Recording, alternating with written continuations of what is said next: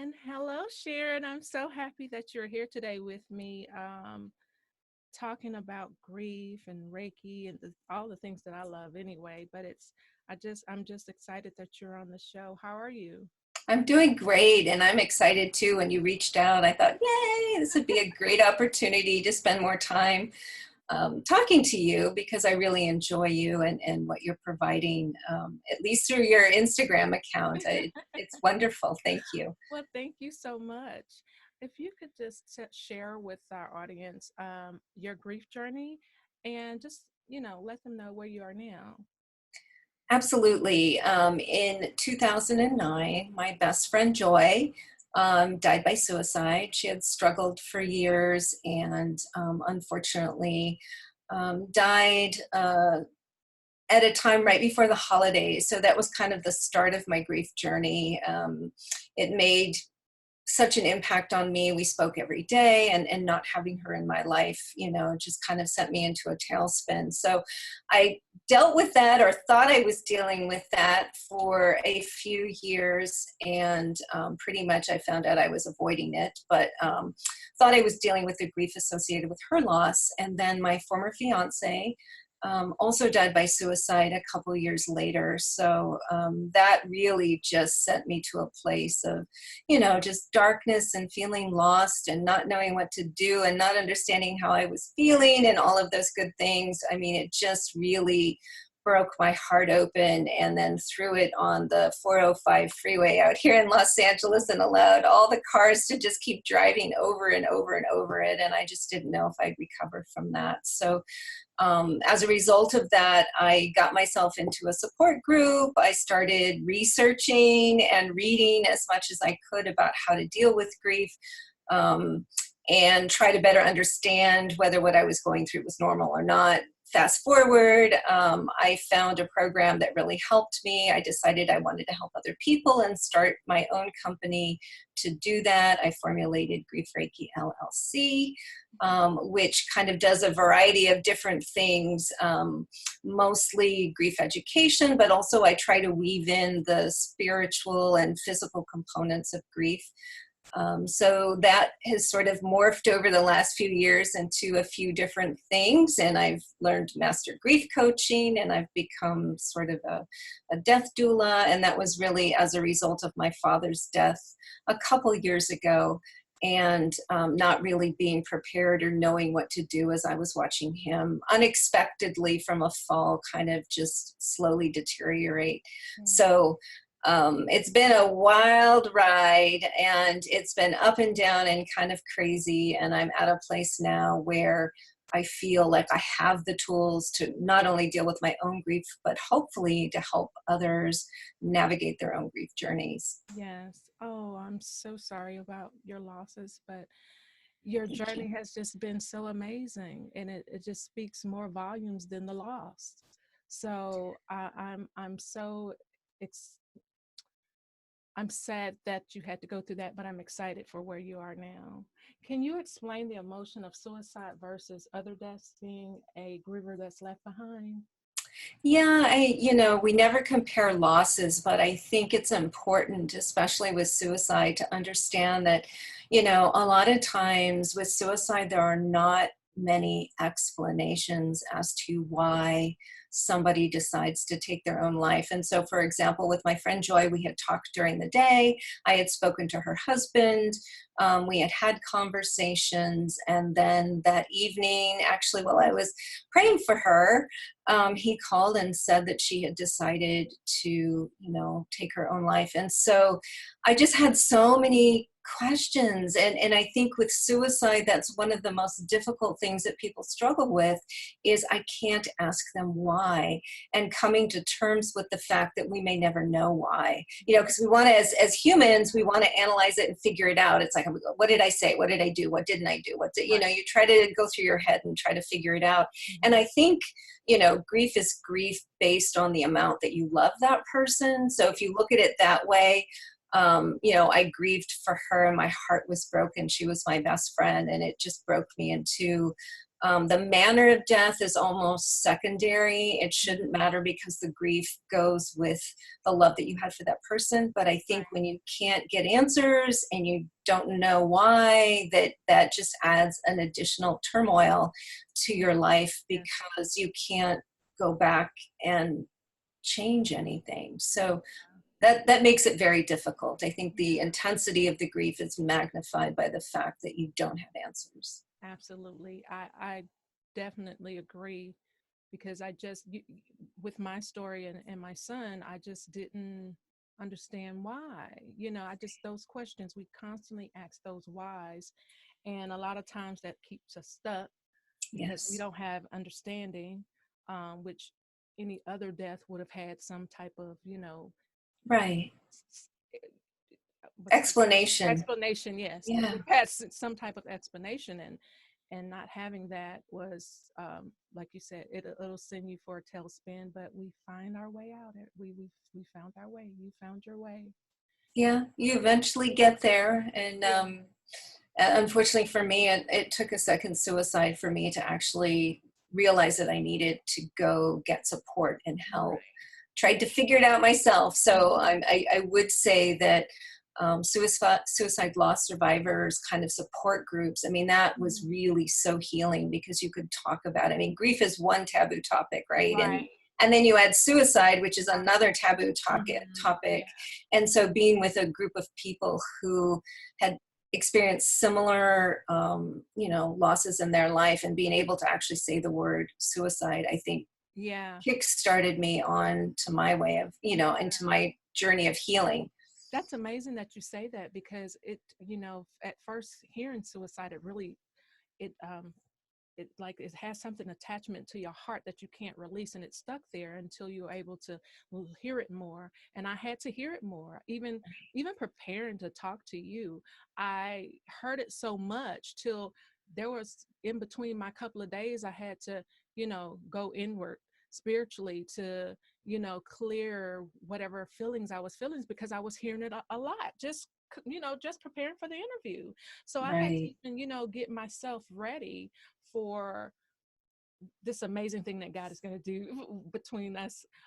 Anyway, it's just, you have to come to terms with it. And once you've come to terms with hearing it and hearing it more now, it's almost like it makes you an advocate of it. Like, Exactly. right? Exactly. You're absolutely right. And I think with joy, my spirituality, I should say my religion, I'm more spiritual than I am religious, but I was brought up as a Catholic. And so not having been exposed to somebody religious in my religion who had died by suicide, I went back to my second grade where the nuns were telling me, telling us that, people go to hell and, all of these things. And I was just so worried, like, where is she? Is she okay? Is she like wandering the earth and, or stuck in some middle place where she can't?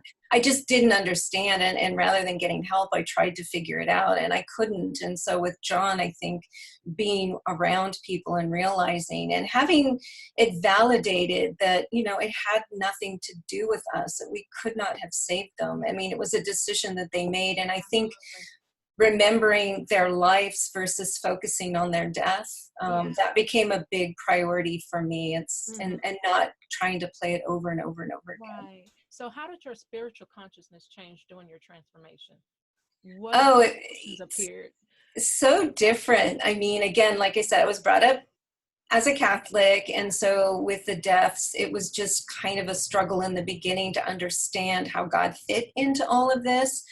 But then I sort of stopped and I just started to rely on the spiritual side of my life, which has been definitely pretty active, only because I think my loved ones have tried to come through and let me know that they're okay. So things would happen with Joy, like I would see her name everywhere, or something would happen that would remind me of her. And I'm kind of like, I remember having lunch with one of my friends, and I was looking out the window of this little cafe, and on a bicycle, I swear, on a bicycle my friend Joy had very, very blonde hair, and she was Uh-huh. very, very bubbly, was a woman who rode by the window on a bicycle with this blonde hair, just like Joy. It looked Yeah. exactly like her. And the Yeah. bike went by the window, and the friend that I was having coffee with, that was kind of facing me, she said, "Oh my God, what happened? Your face, you just went white."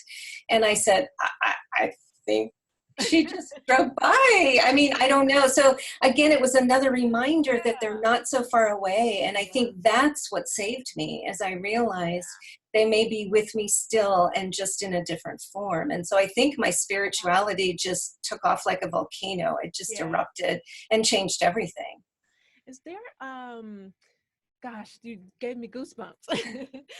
Is there any statistical information that we may not know about suicide that is out there that is new? I know you deal with a lot of the data part of it. So can you just let my listeners know anything about some So, things? absolutely. I think the unfortunate thing is that suicide rates have actually gone up over the last few years. We don't have the 2018 statistics yet, but I think over the last couple years, in some states, it's gone up maybe 40 to 50, almost 60%, which is heartbreaking. And I think what I found that was interesting is that the age group for the highest rate of suicide, we tend to think, 20s and 30s. It's actually those people that are in my age group, which is, 55 and older. Really? Both of my friends were in their 50s. John was 59 and Joy was in her early 50s when she died. Okay. And so I think it says a lot about our generation. And definitely, I think from what I was reading, that those that are over 75 and older are often making the choice to, die by suicide, which, I guess we could kind of analyze why that happens in the later years. It could be due to illness. It could be just due to financial things. Yeah. But I think the bottom line is that the people that are affected by suicide or decide to die by suicide isn't what you think it is. Mm-hmm. And it's just so prevalent. It's so prevalent. The statistics are rising. About 130 people die a day by suicide. Wow. And I think, like you become an advocate to try to reach out to people. I've had just clients personally this last year. I've had 4 clients that were either suicidal, grief clients who are either suicidal or had suicidal ideation. Yeah. And so it was a new avenue for me to try to understand and be supportive and know when to get them help and know what to do Right. when I couldn't help them. And so, it's been a very eye-opening journey, definitely. And it just seems to be on the rise instead of kind of leveling off like it should be. I think that we should be able to team up with, you know, therapists, excuse me, because we're just on the borderline of the work, So just by you saying that, that just what came to mind for me that I think that a lot more of grief sufferers or those that have been a part of the grief world or just coming into the grief world, realizing what the grief world is, should like kind of come forward and want to learn this work that we're doing so that we can have more of us out there to help coach and help understand before an individual is getting to become suicidal or dealing with those thoughts, how to get help. If there were, I'm just praying for a band of us to come about, a tribe of us to continue to grow, because I see this being a connection, filling in the gap. Up into, because I've heard you often hear people say, "Oh, I'm not crazy," because if you suggest that they talk to someone, well, that's so much misconception about therapists, that something has to be something's wrong with you, or because most communities aren't taught. I mean, just not communities within itself, just we all are not taught everything about how to move on during a life experience that is hard or difficult. Right. Not to say just someone dying, but just losing your job or not Right. being able to visit loved ones, or just it's just so much of this part of work that I'm still coming into and trying to understand, like yourself. But what I'm so excited, what happened for me, I just started learning all this spiritual energy healing, which I'm so excited to talk about with you. Can you please tell us, what is Reiki energy healing? Reiki is a Japanese energy technique to keep the energy flowing throughout your body in a healthy way for good health, relaxation, stress reduction. And the funny thing is, I found Reiki as a federal government employee working in Washington when I just had a really tough day, and I found Reiki to kind of help me decompress. Yeah. And so I really didn't know what it was then. And being an engineer by trade, I'm kind of thinking, oh, this has got to be weird. This is all woo-woo or new age. And I don't know if I can get behind it. But if you do the research and you look into it, and quantum physics and other things, scientifically, everything's made up of energy. And I think having grieved so heavily, I realized that grief is energy depleting. And if you're not replacing the energy you're losing when you're grieving, then you can actually work yourself into some very difficult emotional, physical, and spiritual sort of health issues. Yes. And I kind of worked myself into close to a heart attack, I believe. And I think I found that Reiki, once I started practicing it and receiving it, definitely helped me to stay healthy to a degree, because you need stamina in order to get through your grief. And if you're totally wiped out, so Reiki actually replenished the energy that I was losing during grief, and it actually kept open those energy centers that get blocked, especially the heart chakra, where grief tends to sit. Kind of kept the energy moving there. So I stopped experiencing all of the chest pain and difficulty breathing and all of those kinds of things. So wow, I love the way you explained that. Tell us about synchronicity. Synchronicity, from the perspective of death and dying, or just in general? Death and dying, or really just you know what? Let's go to just in general. Yeah. Okay. I mean, I am a firm believer in synchronicity. I just believe that things happen in a way that's meant to be. And so, and I don't mean that when it comes to somebody dying and all of that. I mean, after, or when you're going through a difficult time, or just on your daily work. Like I said, I was struggling so much with Joy's death, and to start with, and those little reminders, those little things where you're thinking about them and something happens, or the name shows up on the license plate in front of the car that you're behind, or all of these little synchronistic things. I really believe that it happens for a purpose. And it continues just in your daily life. I have things happen all the time. Like, it comes into my head that I need to make a left turn, and I'm like, why did I make a left turn? But if I had made a right turn, there was a big accident, and so it's like, oh, I'm glad I listened to my intuition. So I think these little synchronistic sort of things that pop up in our life have a purpose. And I tell my kids, and ever since they were little, they'll say it now, how I always said, there's no such things as coincidence. That when something happens, or you feel a particular way, or you've got a gut feeling, or something comes into your head, to pay attention to it. And I think for me, paying attention to it has saved me, because then I'm not constantly fighting and second guessing, and then wondering why I didn't do something when it was in my head all along to go ahead and do it.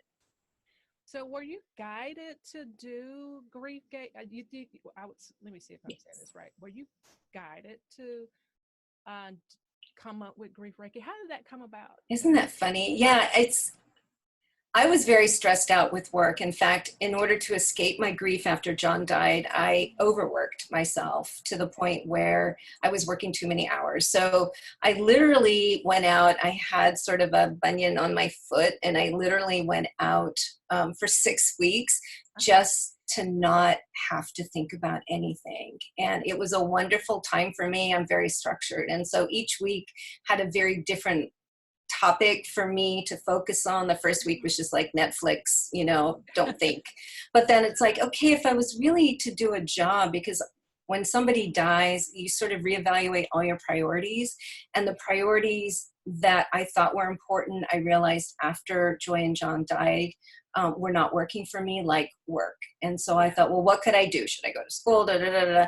And it just came into my head, and I listened. It said, you know, create a business. And I thought, well, what kind of business can I create? And then, you know, I went on to LegalZoom and you know, all of these things, and how do you get an LLC? Yeah. And I just prayed about it, and I just kind of sat there and said, you know, if I start a business, what would I call it? And that's what came into my head, was Grief Reiki.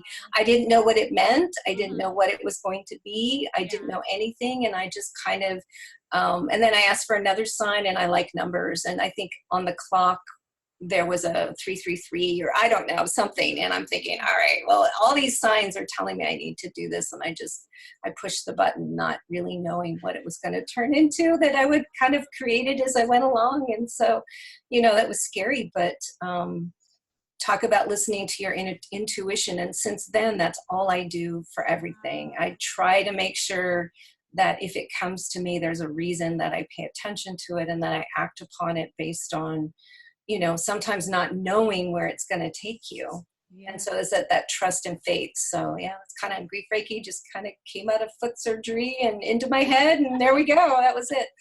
So the academy that's on there, can you tell some of our listeners what all is available there?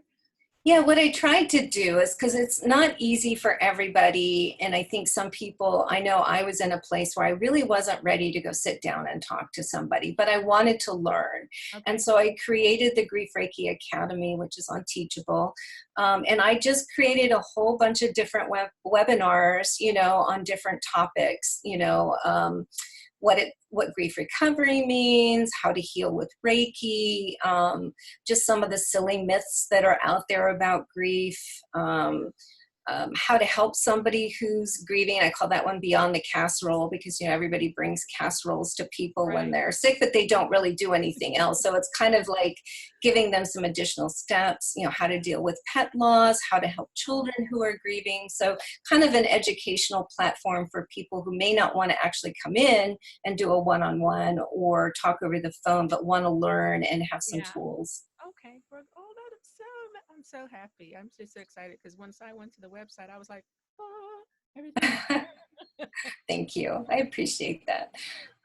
Can you explain the difference for our listeners as well? Because I'm constantly talking to them, coaching them, and telling people, or asking people, are they coachable? So can you explain grief coaching versus grief counseling, and why clients should seek for those types of support?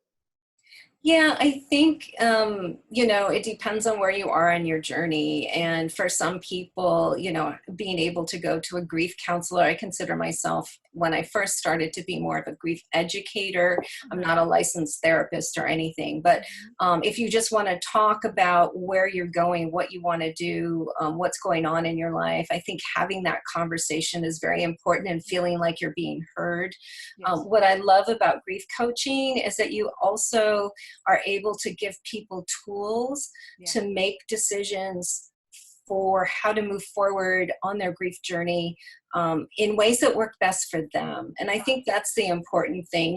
Everybody grieves differently, and our journeys are different. For me, it was helpful to do Reiki. It was helpful to walk. It was helpful to write. Other people don't want to write. You know, they hate writing. They would rather maybe do some form of yoga or some other activity. So I think the coaching really helps people look at their entire life and what avenues are available, and then helps them to, you know, give them the tools to make their own choices about where they want to go on their own grief journey. And that's kind of why I like, you know, I think both are value added. It just depends on where you are in your journey. And for me, in the beginning, you know, just being able to talk about it was really all I needed. And that was very helpful. Thank you so much for sharing that. And so how can we reach you and just provide, you know, us your social media information so that my grief listeners are able to contact you? Yes, absolutely. Grief Reiki is on most social media. I'm on Twitter and Instagram, and Also Facebook and Pinterest and all of those good things, LinkedIn. My website is www.grief-reiki.com. And you can always send me an email at sharon@griefreiki.com.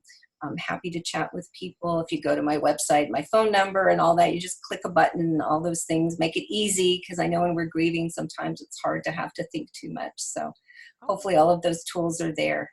well, thank you so much. But I'm not letting you get off just like that first. I have Okay. one more good question that I think that every time I'm going to have a podcast guest, that they at least let me know some things that they've seen in their world, in the grief world, that they would like to change, or just something that they are really passionate about in it. Can you just share that with us before we go? Yeah, I think what I've really realized, especially this last year, is that one, we don't teach people how to deal with loss as you described. I mean, it doesn't have to be a death. It's just, loss in school, loss, any kind of loss of a job, moving. And I think that's where people struggle, is that we teach people, especially here in Los Angeles, how to acquire things, how to, put on that happy face, but we don't say, well, what do you do if you go bankrupt? What do you do? And that just sends people into a tailspin. So I think getting more education about how to deal with loss, that's one thing. And the second thing would be, I've had many clients struggling also with mental health issues, and I've just seen that the system, at least the system that I've seen, is just very broken. And so, being an advocate to help people with mental health issues, give them a venue to go when they don't have a lot of money, to be able to get the help that they need and not feel like, they have to wait 6 or 8 weeks to see somebody because it's got to go through all these, Yeah. state approvals and everything else. I've just watched people struggle with that, and it's heartbreaking. It's just absolutely heartbreaking. Wow. Thank you so much for mentioning that, because that's very important for us to brief listeners. If you heard her, that is so important about mental health aspect of it, and finding more ways for us to, gain attention to it. So thank you once again, Sharon, for being with us. Grief Reiki, we send you lots of love and light all the time. Thank you so much for Oh, your thank information you. daily. Same to you, Miami, and thank you for having me on.